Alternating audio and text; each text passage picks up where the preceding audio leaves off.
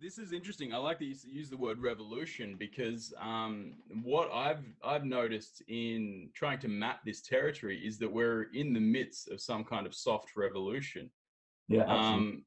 If I can tell you what I see, and I brought this up, and I think there's some truth to it. I haven't really articulated it to too many people just yet, but if you take Marx, there's a fundamental realization in Marx is that power is nested in wealth, right? So all the power and oppression is you get classes that are hooked up to wealth, and that creates the oppression. So if you believe this Marxist philosophy, if you believe it and you want to change the world in line with it in order to make a more equitable world, step one would be seize the means of economic productions.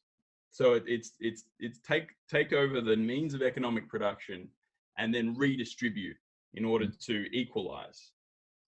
That seems like the revolutionary enterprise that comes from this Marxist philosophy.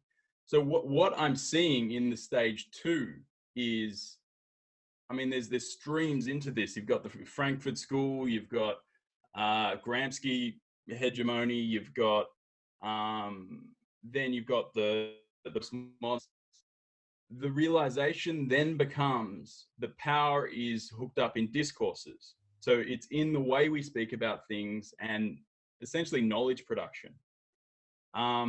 And so if you believe this and you're a revolutionary, just like people were Marxist revolutionaries, and you want to equalize the oppression that comes from that power, that the powerful creating the way we speak about things, and then that going into culture and having all these effects. Step one would be to seize the means of cultural production. And so what I'm seeing is that taking place. It would be education, it would be arts and entertainment, it would be media, and it would be religion, which is strangely enough, a lot of the stuff is moving into. And so it's not, I'm using the word soft revolution because it's not guns and bombs, it's PhDs and passive aggression. That's their weapon. And so what I'm seeing here is this soft, passive aggressive, it's almost a takeover. I don't want to speak too emotionally about it, but they're pretty explicit. When you go and read this stuff, they're explicit that this is some kind of revolution. That's the realization, and that's the kind of broad meme version of what I think is going on.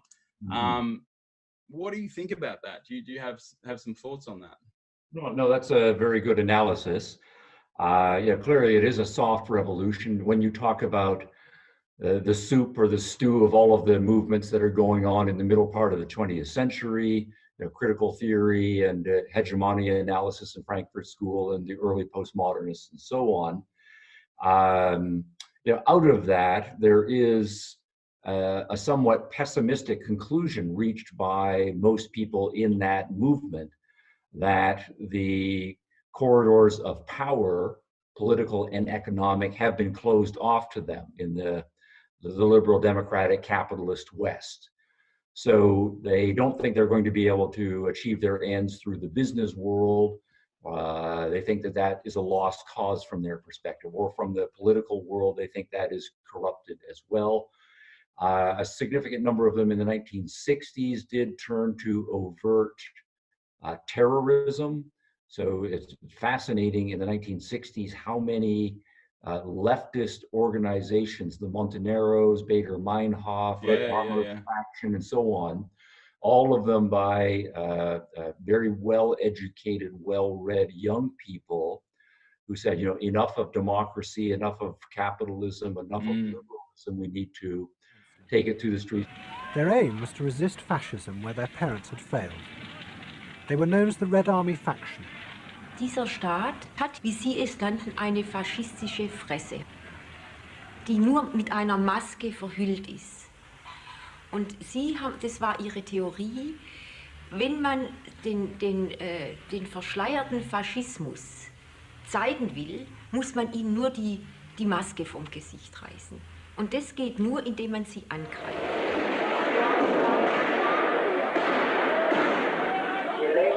Yeah, but to fit with your thesis, those people In the 1960s, they were extraordinarily active, but by the time of the early 1970s came along, all those terrorist organizations had been defeated and shut down. So if you are then a far left strategist sympathetic to Marxism, we can't just wait around for somehow the collective consciousness to arise in the proletariat and the revolution is going to come. We need to do something, but we're not going to do it through business. We're not going to do it through democratic Republican politics. We can't do it through terrorism anymore. Well, what is left to us? It is going to be the softer cultural centers, and that's where your thesis comes in. And this is quite explicit in thinkers like Marcuse in the 60s and Jean-Francois Lyotard. They say we have to stop thinking of ourselves as positioned outside the system and that we're going to, in some sense, wait for the revolution to develop or force a revolution on the system from the outside. We need to get inside the system in especially education and higher education and what came to be called the long march through the institutions. So we will train the teachers, we will train the journalists, we will train the artists, and so forth. And so it does become a cultural movement instead of a bomb-throwing movement or an overtly political movement. Yeah, bombs and guns. Yeah. So this is I started feeling a lot of passive aggression, and this is the way things have to be within the arts and entertainment world here in Australia. And so it was very unsettling to me what was going on. Many experiences, and that's kind of what made me head down this path. It was like there's some kind of sociological shift here. I don't think this is just people creating art. There's something else going on here. And I mean, it's hard because if you spoke to these people face to face, they wouldn't even understand what the hell you were talking about. And so culture is downstream from the academy is what I kind of stumbled upon, I guess, is I followed the language and the concepts and ended up in the academy. And so once I got the Hicks project, there was an observation of how much of this revolutionary postmodern stuff is in pedagogy, which is just a fancy word for the theory of education, I guess, the philosophy of education. Absolutely, and so you've got Henry Giroux, you've got bell hooks, you've got all the people. It's very Paulo Freire. It's very him. He's got the Marxist side, and then it's kind of intertwined with postmodernism through all these other people. Yeah, and those so are all the right names to mention, by the way. Yes. I worked with Paulo Freire for about 15 years. And during that time, we did the almost impossible. We started a series in education and cultural studies through which we get about 100 people tenure. And we saw that as an important kind of political intervention, sort of bringing people together in ways that suggested a kind of solidarity that went beyond simply getting them jobs, putting them in positions where they could actually make a difference in the world in which they found themselves. I want to argue that we need to think about what it means to create a formative culture that actually provides a language that links the notions of critique to traditions of the past, historical memory, public memory, with the need to revitalize a sense of individual and collective agency.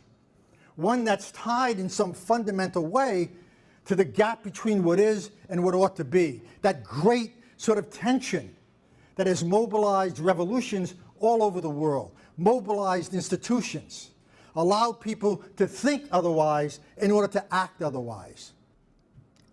Something is happening in the world today that's very encouraging. And what's happening is that people are recognizing that nothing is going to change simply by allowing yourself to get trapped in single issue issues. Don't get me wrong, single issues matter. Indigenous issues matter. Racism matters. Labor exploitation matters, but they've got to be brought together. We need a more comprehensive politics that links these things in ways that will be able to mobilize people into larger social formations. And we need to imagine not just simply reforming a society that's broken, we need to imagine eliminating it. We need a new kind of society. We need a new discourse, we need a new set of institutions. And maybe the place to begin to do that is to take seriously what it means to take education seriously, what it means to take pedagogy seriously, what it means to recognize that we're not just altering knowledge, we're altering consciousness, and we're creating new kinds of subjectivities. On pedagogy, let me plug, I just this past year published a piece called Liberal Education and Its Postmodern Critics. And so it's exactly focused on the philosophy of education battles between those who have various forms of postmodernism and what is now the standard modern liberal arts education ideal. So if you think of liberal education, which is a relative newcomer in the history of education, several centuries old now, but it's something that arose in the context of the modern world. You start to think of people as individuals, not as members of a feudal class. And so what kind of education is appropriate for individuals generically? Part and parcel of the modern project is to say that people are rational and they have their own senses. And so they need to be taught how to look at the world, how to use their and develop their rational capacity, to sort out competing hypotheses and to be open to debate and discussion. And if we're going to not have a feudal system, if we're going to have some sort of democratic republican system in the early modern world, those kinds of political systems are being revived. Well, we have to have large numbers of the citizenry who can read, who know some history, who know geography, so they know the different parts of the world. They need to have some math so they can start their own businesses. They need to know how to discuss and argue so that they can get into all of these complicated political debates so that by the time they vote, they can vote in an informed way and so on. So it's in all of that context, early science, early democratic republicanism, there's a huge dose, of course, of religious toleration that's going to be necessary. It's a liberal ethic, right? It's what I'm picking up here. It's the whole liberal ethic. It's freedom. Part of a broader liberal philosophy. How do we train people so that they can take on this living freely in a complicated, open-ended world? And so liberal education, with its emphasis on broad-based education, you need to know a lot about a lot of things, and it's also got to be not only theoretical, but it also needs to be applied, so you can actually take the knowledge and use it in your life. You know, knowledge is power, like Bacon said, that you are respectful of other people's own judgments, and that they're going to go off on different paths in their own life, and then having a whole civil discourse ethic in place, and so on. So then it's only on the basis, though, of that very broad philosophy that you get a specific liberal arts education ideal coming into being. Now, then what happens, though, of course, is that the postmoderns, they're well aware of what liberal education is all about. You know, it says professors are supposed to present both sides or all sides of an argument, particularly on the controversial issues, and that they should have faculty who are diverse in their outlooks so that students get exposed to all of the viewpoints, and that ultimately you're not trying to indoctrinate students. You might have things that you profess as a professor, but only once the student is up to speed on what the issues are and what the arguments are, then you jump in. And in the final analysis, you leave it up to the students to make up their own minds, and you respect those students who make good arguments for positions that you disagree with. So the postmoderns are very well aware of that entire liberal philosophy, modern enlightenment, and the education system.